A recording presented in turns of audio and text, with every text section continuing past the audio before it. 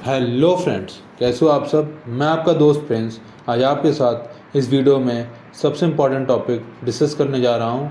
मैं आपको इसमें 12 मंथ की स्ट्रैटेजी बताऊँगा। कि मेरी ये 12 मंथ की स्ट्रैटेजी है, इसको मैंने 4 पार्ट्स में डिवाइड किया हुआ है। पर पार्ट को मैंने 3 मंथ दिए हुए हैं। सो अगर आप बिल्कुल बिगनर हो, कुछ नहीं पता आपको यूपीएससी के बारे में, तब आपके लिए वीडियो बहुत हेल्पफुल होने वाली है।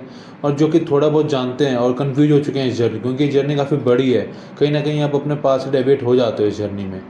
तो आप इस वीडियो को देख करके अपने वापस से इस नई स्ट्रैटेजी से वर्क कर सकते हो और अपनी ड्रीम को अचीव कर सकते हो।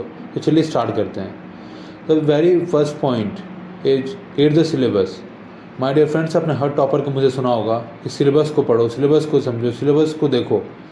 मैं इसलिए बोल रहा हूँ क्योंकि हम सब जानते हैं कि यूपीएससी का सिलेबस ही है जो हमें बताता है कि क्या पढ़ना और क्या छोड़ना है। क्योंकि आप देखोगे कि कई लोग के मुंह से आप सुने भी हुए होंगे कि यूपीएससी जो सिलेबस है वो अंडर द सन है, जो भी चीज़ अंडर द सन है सब आता है। बिल्कुल बेतुकी बात है ये, इस पर भरोसा मत करो। यूपीएससी अपने सिलेबस से ही देती है। आप चाहे तो पिछले 5 साल के पेपर उठा के देख लो, अगर आपको एक भी क्वेश्चन ऐसा लगे ना कि वो बाहर से हो, तो आई बेट यू आप चाहो तो यूपीएससी को चैलेंज भी कर सकते हो। बट ऐसा नहीं होगा, क्योंकि यूपीएससी का सिलेबस आप समझोगे तब तो। सिर्फ सिलेबस रटने से नहीं होगा माय डियर फ्रेंड्स, आपको सिलेबस समझना पड़ेगा, आपको सिलेबस को इंटरनलाइज करना पड़ेगा। तो सबसे पहले रिक्वेस्ट है कि मेरी आप सबसे कि सिलेबस को बाइबल की तरह मानो, एक गाइडिंग लाइट की तरह मानो अपने सिलेबस को। और उस हफ्ते में कम से कम 2 से 3 बार पढ़ो। माय डियर फ्रेंड्स, आपने सही सुना, हफ्ते में 2 से 3 बार आपको पढ़ना है अपने सिलेबस को। और तब तक पढ़ना है ना जब तक आपको सिलेबस अंदर से देखने से पता चल जाए कि हाँ भाई मुझे सिलेबस आता है। और न्यूज़पेपर का कोई आर्टिकल आप क्लेम कर सकते हो ये सिलेबस का है कि नहीं है। जब तक कॉन्फिडेंस ना आ जाए ना, तब तक हफ्ते में आप 2 से 3 बार पढ़ते रहो। और एक छोटी सी रिक्वेस्ट है, लोग सिलेबस को प्रिंट आउट नहीं निकलवाते हैं। मेरी छोटी सी रिक्वेस्ट है आप सबसे कि आप सिलेबस के प्रिंट आउट निकलवा के रखें। देखो पीडीएफ में तो होता ही है, लेकिन आप जब कोई भी चीज़ फिजिकल टच करते हो ना, वो कहीं ना कहीं ज़्यादा इम्पैक्ट करती है आपके ऊपर। तो सिलेबस का प्रिंट आउट निकाल लें, दैट्स माई रिक्वेस्ट। बाकी आप कुछ जैसा बेटर लगे आप कर सकते हो। नाउ करते हैं सेकेंड स्टेप पे। जब आप सिलेबस को पढ़ोगे ना, उसके बाद आपको क्या करना है, आपको बेसिक बुक्स करनी है। माय डियर फ्रेंड, यहाँ बेसिक बुक का मतलब स्टैंडर्ड बुक्स हैं, ठीक है। जैसे पॉलिटी के लिए लक्ष्मीकांत हो गई, मॉडर्न हिस्ट्री के लिए स्पेक्ट्रम हो गई, इकोनॉमिक्स के लिए संजीव वर्मा हो गई, या मृणाल सर के वीडियोस लेक्चर हो गए जो कि फ्रीली अवेलेबल है यूट्यूब पे। My dear friends, freely available है, मैं बोल रहा हूँ। ज्योग्राफी के लिए एनसीईआरटीज़ हो गई 11th और 12th की, जो कि 4 एनसीईआरटी हैं, 2 11th की 2 12th की, और साथ में जीसी लियोंग हो गई। इन्वायरमेंट के लिए शंकर आईएएस हो गई। अब ये 5 सब्जेक्ट को उठा के चलो। आप बाकी सब्जेक्ट भी कर सकते हो, लेकिन बाकी सब्जेक्ट में क्या होता है, क्योंकि स्टैंडर्ड सोर्स नहीं है। फॉर एग्जाम्पल आप अगर पॉलिटी देखोगे तो अप्रोक्स आपको 99.9% बच्चे मिल जाएंगे जो लक्ष्मीकांत ही कर रहे होंगे। मॉडर्न हिस्ट्री उठा के देखोगे तो स्पेक्ट्रम ही करते हुए मिलेंगे बच्चों, या तो बिपिन चंद्रा मिलेंगे आपको, मतलब मोस्टली स्पेक्ट्रम ही करते हैं। तो ये मैं 5 इसलिए बता रहा हूँ कि ये सोर्सेज आपके बिल्कुल बेसिक हैं, बिल्कुल स्टैंडर्ड है, आप इनको चेंज ही नहीं करने वाले आने के टाइम पे। और अगर मैं बाकी सोर्सेज की बात करूँ, जैसे आप वर्ल्ड हिस्ट्री की बात करूँ, तो कई लोग किसी कोचिंग कंपैरिजन पढ़ लेते हैं, कई लोग आपका नॉर्मल लेवल की बुक पढ़ लेते हैं, कई लोग अर्जुन देव पढ़ लेते हैं। तो सोर्सेज अलग अलग हो जाते हैं उधर, लेकिन ये कुछ बेसिक सोर्सेज है, आप इन पर रिलाई रह सकते हो। तो आप स्टार्टिंग में आपको हालांकि कुछ नहीं पता है तो आप इन सोर्सेज पर रिलाई रहो, ठीक है। थर्ड थिंग, एक चीज़ और, ये स्टार्टिंग है 3 मंथ की मैं स्ट्रैटेजी बता रहा हूँ आपको, ठीक है। जब 3 मंथ स्टार्टिंग में होंगे, पहले आपको सिलेबस पढ़ना है, फिर ये बेसिक बुक्स करनी है। उसके साथ साथ जब आप बेसिक बुक्स पढ़ोगे ना, सिर्फ बेसिक बुक्स तो नहीं पढ़ोगे, साथ में और भी चीज़ें करनी है। तो सबसे पहले क्या करना है आपको, डेली न्यूज़पेपर। हाँ माय डियर फ्रेंड्स, आपने सही सुना, डेली न्यूज़पेपर पढ़ना है। एक चीज़ यहाँ पे देखो, मैंने योरसेल्फ को एकदम बिल्कुल हाईलाइट किया हुआ है। आजकल यूट्यूब पे बहुत सारे सोर्सेज मिल जाएंगे जो आपको डेली न्यूज़पेपर पढ़ाएंगे। माय डियर फ्रेंड्स, वो आपके प्रीलिम्स तो क्लियर करा देंगे, आपकी मेंस भी क्लियर करा देंगे, बट इंटरव्यू में आपको कैच कर लिया जाएगा। क्योंकि जब आप खुद से पढ़ोगे ना न्यूज़पेपर, तो आपकी एक एनालिसिस बिल्डअप होना स्टार्ट हो जाएगी। और आप कभी यूट्यूब से देखोगे या किसी और से पढ़ लोगे तो आपको समझ में तो आ जाएगा, लेकिन आप खुद के एक स्टैंड नहीं ले पाओगे इंटरव्यू में, जो कि बहुत रिक्वायर्ड है, ठीक है। तो मेरी छोटी सी रिक्वेस्ट है कि आप यूट्यूब वीडियो देखो, जरूरी है, इससे आपको टाइम बच जाता है। बट इसे सेकेंडरी सोर्सेज मान के चलो, प्राइमरी सोर्स आपका न्यूज़पेपर होना ही चाहिए। न्यूज़पेपर पढ़ोगे ही पढ़ो, चाहे कोई भी हालत हो जाए आपकी, ठीक है। Your own effort is required my dear friends, very very important है। आपको खुद जब तक एफर्ट नहीं डालोगे न्यूज़पेपर में, कोई फायदा नहीं है। आप किसी कंपैरिजन सुन लो, किसी न्यूज़पेपर की मंथली मैगजीन पढ़ लो, लेकिन जब तक खुद से नहीं पढ़ोगे न्यूज़पेपर, तब तो कोई फायदा नहीं। तब आपको क्रैमिंग करना पड़ेगा, मंथली कंपैरिजन उठा कर रटना पड़ेगा आपको, उसको कोई फायदा नहीं हो जाएगा, क्योंकि वैसे बहुत क्रैमिंग करनी पड़ती है आपको इसमें। तो आप न्यूज़पेपर भी क्रैमिंग करने लगोगे तो कहीं ना कहीं आपको बहुत डिसएडवांटेज साइड हो जाएगा, ठीक है। अगले पॉइंट की बात करें हम लोग, और अगले पॉइंट में क्या है कि आपको फॉर एग्जांपल आपने बेसिक बुक्स पढ़ ली, स्टार्टिंग में आपने 1 से 1.5 घंटा न्यूज़पेपर को दे दिया। उसके बाद आपको करना है कि डेली आप 15 से 20 मिनट अपने ऑप्शनल को दो। ये मैं ऑप्शनल पढ़ने को नहीं बोल रहा हूँ, ऑप्शनल सर्च करने को बोल रहा हूँ, ऑप्शनल डिसाइड करने को बोल रहा हूँ। हाँ माय डियर फ्रेंड्स, आपको ऑप्शनल इसी वक्त डिसाइड करना पड़ेगा। अब ऑप्शनल किस बेसिस पे डिसाइड करोगे? सबसे पहला है performance of optional in the last 3 years. Last 3 years में कैसा उसका परफॉर्मेंस है। फॉर एग्जाम्पल आप एंथ्रोपोलॉजी का ले लो, इस वक्त बहुत अच्छा परफॉर्म कर रहा है। लेकिन सिर्फ ये एक मेजर क्राइटेरिया नहीं होना चाहिए आपको ऑप्शन सेलेक्ट करने का। ऑप्शन सेलेक्ट करने के बहुत सारे क्राइटेरिया होते हैं, इसमें से एक सबसे जो मेजर क्राइटेरिया होता है वो परफॉर्मेंस ऑफ ऑप्शनल होता है द लास्ट 3 ईयर्स। सेकंड है कोचिंग अवेलेबिलिटी। हमारे फ्रेंड्स ऑप्शनल के लिए कोचिंग बहुत रिक्वायर्ड हो जाती है जब आपका जब जो ग्रेजुएशन का सब्जेक्ट आपको ऑप्शनल सब्जेक्ट नहीं होता है। आप चाहो तो खुद से भी कर सकते हो, लेकिन आपको ज़्यादा एफर्ट डालना पड़ेगा। आप कोचिंग ले लोगे तो ज़्यादा आपको जर्नी आसान होने लगेगी। ठीक है, मैं आपको फोर्स नहीं कर रहा हूँ कोचिंग लो, बट आप उस ऑप्शन में ले लो जब फॉर एग्जांपल आपने ग्रेजुएशन आपने इंजीनियरिंग किया सपोज करो, ठीक है, और आप ऑप्शन ले रहे हो सोशियोलॉजी या एंथ्रोपोलॉजी, तो आपको कोई अंडरस्टैंडिंग, दोनों का कोई लिंक नहीं है। तो आप क्या करो, आप कोचिंग ले लोगे तो आपको हेल्पफुल हो जाएगी आपके लिए। बाकी आप चाहो तो खुद से भी कर सकते हो, बहुत सारी स्ट्रैटेजी, बहुत सारे नोट्स पड़े हुए हैं आपके टॉपर्स के, हमको भी फॉलो कर सकते हो। ठीक है, थर्ड चीज़ क्या है, your interest in the subject as well as your ability. For example मेरे को फिजिक्स बिल्कुल नहीं आती, लेकिन लास्ट 3 ईयर्स में फिजिक्स बहुत अच्छा परफॉर्म कर रहा है। ठीक है, क्योंकि एक साइंस सब्जेक्ट है, तो आपको पता है इसमें या तो आपको अच्छे मार्क्स मिल जाएंगे या तो बिल्कुल नहीं मिलेंगे। ऐसा इसमें वो नहीं, इंटरप्रिटेशन वाला बात नहीं होता है, या तो आपको आता है या तो आपको नहीं आता है। ठीक है, तो आपको इंटरेस्ट भी सब बहुत मैटर करता है, आपको एबिलिटी, आप कर पाओगे ऑप्शन या नहीं। ऐसे नहीं देखना कि लास्ट ईयर में अच्छा परफॉर्म किया है, कोचिंग भी है, आप खुद देखना है कि आप उसके अच्छा आंसर लिख पाओगे, वो लिमिटेड टाइम में अच्छा ऑप्शन आंसर लिख पाओगे। अच्छा आप ऑप्शन को 5 साल 6 साल खुदा ना खासा पढ़ना पड़े तो पढ़ पाओगे। तो ये सब चीज़ देख के लेनी होती है ऑप्शन, क्योंकि ऑप्शन एक ऐसी चीज़ है जो आपकी समझ डिसाइड करेगा रैंक कौन सी आने वाली है, और साथ में साथ आप कैडर, आपकी प्रेफरेंस, सब कुछ वही डिसाइड करने वाला है। ऑप्शनल, एसे और एथिक्स, ये 3 पेपर होते हैं जिससे सब डिसाइड होता है, क्योंकि जनरल स्टडीज़ में सबके मार्क्स इक्वली आते हैं, 10 to 15 मार्क्स का ही गैप होता है मोस्टली। लेकिन जो आपका ऑप्शनल होता है, जो आपका एसे होता है, जो आपका एथिक्स होता है, ये डिसाइड करता है। और आज के टाइम में एग्जाम्पल देखोगे तो जितने भी इंजीनियरिंग, आपको पता है कि बहुत सारे इंजीनियर आजकल यूपीएससी दे रहे हैं, तो वो सारे सोशल साइंस के सब्जेक्ट लेते हैं।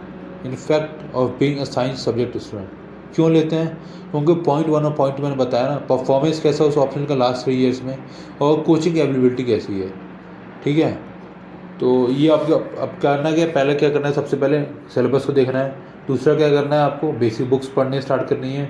तीसरा डेली न्यूज़पेपर करना स्टार्ट करना है, खुद से करना है, सेकेंडरी सोर्स का हेल्प ले सकते हो यूट्यूब वगैरह का। चौथा चीज़ क्या करना है, आपको ऑप्शन डिसाइड करना है। स्टार्टिंग के 2 महीने 3 महीने सिर्फ आप ऑप्शन को डिसाइड करने में लगा दो। हर ऑप्शन को देख के देखो, 15 दिन 20 दिन देख के देखो कि कर पा रहे हो नहीं कर पा रहे हो। 1 या 2 बुक खरीद लो उसके, या फिर ऑनलाइन पीडीएफ पढ़ के देखो कर पा रहे हो नहीं कर पा रहे हो, इंटरेस्ट बिल्डअप हो पा रहा है या नहीं हो पा रहा है। ठीक है, तो बहुत इंपॉर्टेंट चीज़ है। अगली चीज़ की बात करेंगे तो, और उसके बाद करें, जब आपने अपना ऑप्शन डिसाइड कर लिया है, उसके बाद उन्हें 40% टाइम है अपने दिन का, अपने ऑप्शन को देना स्टार्ट करो। एक एवरेज ऑप्शनल का टाइम 4 महीने लेता है, 3 से 4 महीने। अगर ज्योग्राफी की बात करो तो 4.5 महीने लेता है। एंथ्रोपोलॉजी की बात करो तो 2.5 महीने या 3 महीने में खत्म हो जाता है। आप और साइकोलॉजी की बात करो, साइकोलॉजी छोटा ऑप्शनल है। अब मैथ्स की बात करो, मैथ्स बहुत बड़ा ऑप्शनल है, मैथ्स भी 4-4.5 महीने लेगा।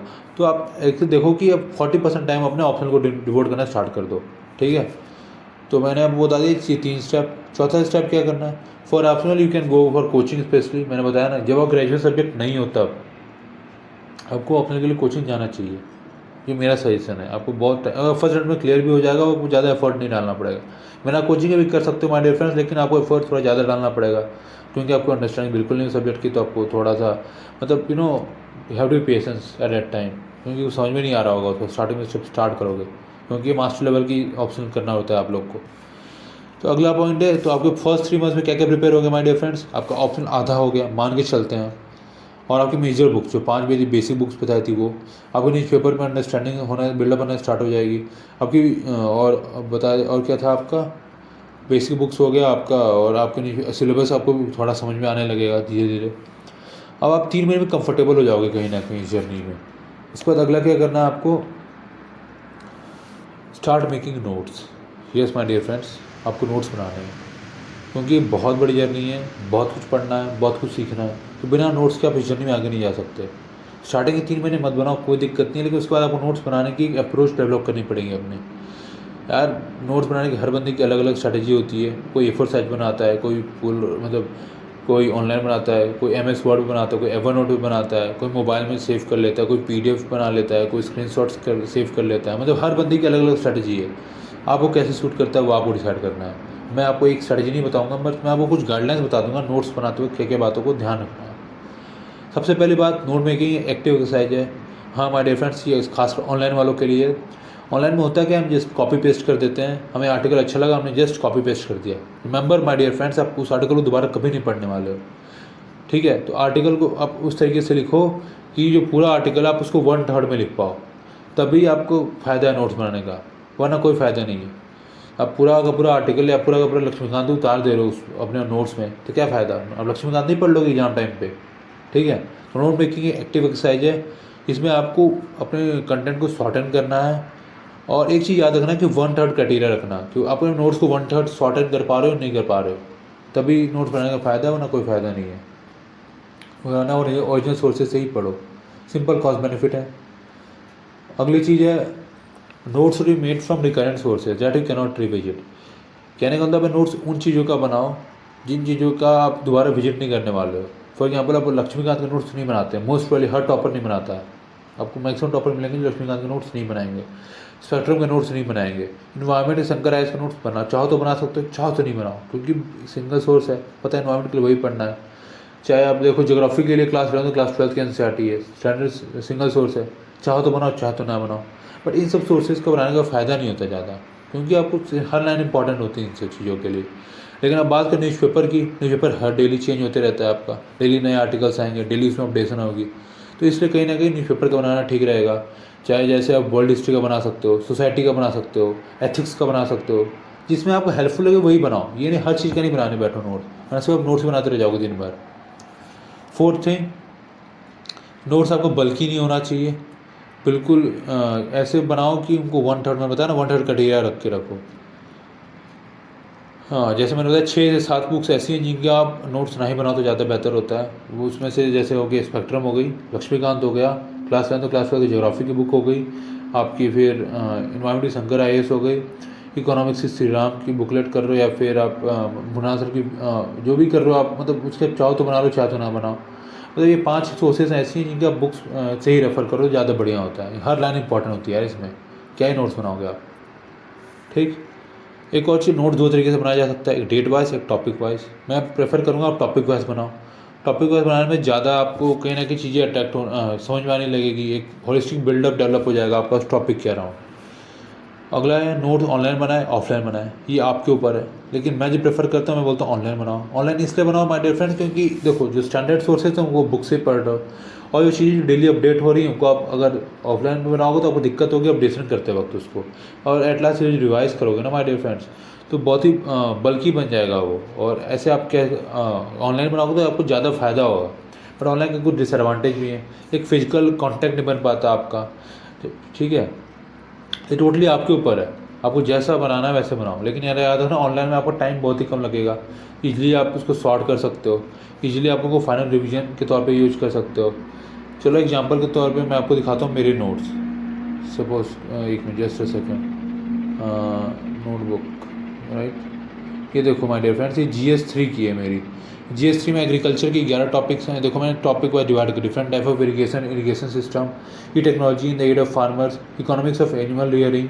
मतलब ये सारे टॉपिक्स जो है ना आपको सिलेबस में मिल जाएंगे, अब चाहो तो ये बेसिक सिलेबस उठा के देख लेना, सारे टॉपिक्स हैं इसमें, ठीक है। अब इन्वायरमेंट के लिए देखो 2 टॉपिक्स हैं, पहला डिजास्टर मैनेजमेंट इन्वायरमेंट में ही कंसिडर करता हूँ, और दूसरा कंजर्वेशन इन्वायरमेंट पॉल्यूशन डिग्रेडेशन। अब इंडियन इकॉनमी की बात करोगे, इंडियन इकॉनमी में देखो challenges industrial policy and their effect of, ये इंडियन इंडस्ट्रीज हो गया, इफेक्ट ऑफ लिबरलाइजेशन हो गया, गवर्नमेंट बजटिंग हो गया, इंक्लूसिव ग्रोथ हो गया। देखो एकदम सिस्टमेटिक वे में बना हुआ है, ये ऑनलाइन नोट्स बनाने के फायदे हैं। इंटरनल सिक्योरिटी का देखो, basic cyber security, challenge of internal security through communication, development and linkages between development and extremism, और linkages of organised crime terrorism. मतलब देख रहे हो एकदम एक एक टॉपिक के नोट्स बने हैं। ऐसे आपको सेग्रीगेट कर लोगे तो आपको फ़ायदा होगा, और कुछ नहीं है इसका, ठीक है। तो चलो अब वापस आते हैं अपने MS वर्ड पे। तो ये चीज़ें हैं डिजिटल नोट्स बनाने के फ़ायदे। ये आपके 3 महीने हो गए, अब आप बिल्कुल तरह से तैयार हो गए हो। अगले 3 महीने क्या करना है आपको जनरल स्टडीज़ के वो सब्जेक्ट करने हैं जो आपने नहीं किए हैं, जैसे कि मैंने बताया एथिक्स हो गया, आर्ट एंड कल्चर हो गया, सोसाइटी हो गया और सो ऑन। इन सब के सोर्सेज मैंने अपने प्रीवियस वीडियोस में दे रखे हैं, अगर आपने वीडियो नहीं देखी है तो प्लीज़ जाके देखें। मैं बता रहा हूँ बहुत अच्छी वीडियोस हैं, बहुत कॉमन सोर्सेज हैं, आप उनको फॉलो करो, रिलीजियसली फॉलो करो, ट्रस्ट करो मुझ पर। When you are self with this journey. Now in 6 months आप बहुत ही अच्छी पोजीशन पे हो चुके हो। स्टार्टिंग के 3 मंथ आपने बेसिक बुक्स की, अगले 3 मंथ में आपने जो सब्जेक्ट आपने नहीं किए जीएस के वो कर लिया है। तो आप अगले 6 महीने में आपने क्या क्या कर लिया, आपने मेंस की मतलब सारे सब्जेक्ट लगभग कर लिए हैं, आपने अपना ऑप्शन लगभग कुछ हद तक तैयार मतलब 80% तैयार कर लिया मान के चलें तो आप अगले 6 महीने में आप बहुत अच्छे तैयारी कर चुके हो। अब आपकी बारी क्या है, आपको टेस्ट सीरीज लेनी है। हमारे फ्रेंड्स आपको टेस्ट सीरीज करनी है। टेस्ट सीरीज करने के फिर 2 तरीके होते हैं, या तो आप ऑनलाइन को टेस्ट सीरीज ज्वाइन कर लो या ऑफलाइन ज्वाइन कर लो, या फिर आप मार्केट से टेस्ट सीरीज लेके आओ और उनको करो। तो ये मर्जी टोटली आपके ऊपर, आप कैसे करोगे। मैं जो सजेस्ट करता हूँ प्रीलिम्स के लिए आप मार्केट से खरीद के लाओ, घर पे करो, और मेंस के लिए मैं सजेस्ट करूँगा कि आप कोचिंग में जाके दो, वो ज़्यादा बढ़िया होता है। क्योंकि मेंस में आपको कहीं ना कहीं एक अच्छी चेकर की ज़रूरत होती है जो आपको पेपर्स पे चेक करे, आपको बता कि गलतियाँ कहाँ हैं, आप कहाँ इंप्रूव कर सकते हो। प्रीलिम्स में क्या है कि आप खुद से भी कर सकते हो अपने एनालाइज, ठीक है। तो ये मेरी स्ट्रेटजी थी। तो अब 6 मंथ में आप ये कर बेसिक हो गया, ऑप्शनल हो गया आपका, आपको टेस्ट सीरीज करनी है। अब बचे आपके 3 महीने, मैंने बताया 3 आपके पार्ट हो गए, पहले बेसिक, दूसरा आपको जो सोर्सेज आपको नहीं किए जीएस के वो करने हैं, तो 6 महीने हो गए। अगले 3 महीने आपको टेस्ट सीरीज करनी है ऑप्शनल की और मेंस की, तो 9 महीने आपकी जर्नी के कंप्लीट हो चुके हैं। अगले 3 महीने आपको प्रीलिम्स के लिए करना है, डेडिकेटली प्रीलिम्स के लिए करना है। अब आप प्रीलिम्स में क्या कोई भी एक टेस्ट सीरीज ज्वाइन कर लो या 2 ज्वाइन कर लो, उस पर आप रिवाइज करते रहो जो आपने बेसिक सोर्सेज पढ़ा है, और आप बाकी आप रिवाइज और टेस्ट सीरीज से पॉइंट जो है उनको ऐड करते रहो, बार बार उसको प्रैक्टिस करते रहो, बस आपको इतना ही करना है। ये आपको 12 मंथ की स्ट्रैटेजी है माय डियर फ्रेंड्स, आप इस पर रिलाई रह सकते हो। और प्रीलिम्स के नेक्स्ट डेज है ना, आप मेंस की प्रिपरेशन स्टार्ट कर दो। आप at max 2 to 3 days break ले सकते हो, बस उससे ज़्यादा नहीं। आप ये में डिसाइड करो कि आपको देना है या नहीं देना है मेंस, एलिजिबल मतलब आप कट ऑफ क्लियर कर पा रहे हो नहीं कर पा रहे हो, क्योंकि एट लास्ट आज नहीं तो अगले साल आपको मेंस देना ही देना है, अगले नहीं तो अगले साल देना है। क्योंकि आप इस जर्नी में आए किस लिए थे, प्रीलिम्स क्वालिफाई करना है या फिर आईएएस बनना है, मर्जी आपकी है, सोच लो। तो ये मेरी स्ट्रेटजी थी। एक बोनस पॉइंट दे देता हूँ आप सबको वीडियो के लास्ट में, अगर ये वीडियो अच्छी लगी हो तो इस वीडियो को लाइक करें, चैनल पर नए हो तो चैनल को सब्सक्राइब कर दें, और कमेंट में बताएं कोई भी कमी हो तो इस वीडियो में प्लीज़ कमेंट सेक्शन में बताएं मुझे, ताकि मैं और इम्प्रूव कर सकूँ, आपके लिए और हेल्पफुल बना सकूँ वीडियोज़। एक बोनस पॉइंट ये है कि माय डियर फ्रेंड्स, आपको न्यूज़पेपर डेली पढ़ना है, और तब तक पढ़ना है जब तक आपका नाम इस यूपीएससी की लिस्ट में ना आ जाए, ठीक है। चाहे प्रीलिम्स हो, चाहे मेंस हो, चाहे इंटरव्यू हो, तब तक पढ़ते रहो आप अपने न्यूज़पेपर को, जब तक आपकी लिस्ट में नाम ना आ जाए, ठीक है। जो होली पीडीएफ होती है यूपीएससी की, उसमें जब तक नाम ना आ जाए। ये मैं इसलिए बताया कि लोग पूछते हैं कि कब न्यूज़पेपर नहीं पढ़े तो हो जाएगा। माय डियर फ्रेंड, न्यूज़पेपर बहुत इंपॉर्टेंट है जर्नी का। सो इस वीडियो में इतना है, मिलते हैं अगली वीडियो में कुछ और इंटरेस्टिंग टॉपिक, कुछ और इंटरेस्टिंग वीडियोज़ को लेकर के। तो वीडियो अच्छी लगी हो तो my dear friends please like करें, और वीडियो बेकार लगे तो प्लीज़ डिसलाइक भी करें। मैं नहीं बोल रहा सिर्फ लाइक करो, वीडियो बेकार लगे तो प्लीज़ डिसलाइक भी करो आप, ताकि मुझे पता चले कि और वीडियो को इम्प्रूव करने की ज़रूरत है। तो बाय गाइस, मिलते हैं अगले वीडियो में, थैंक यू।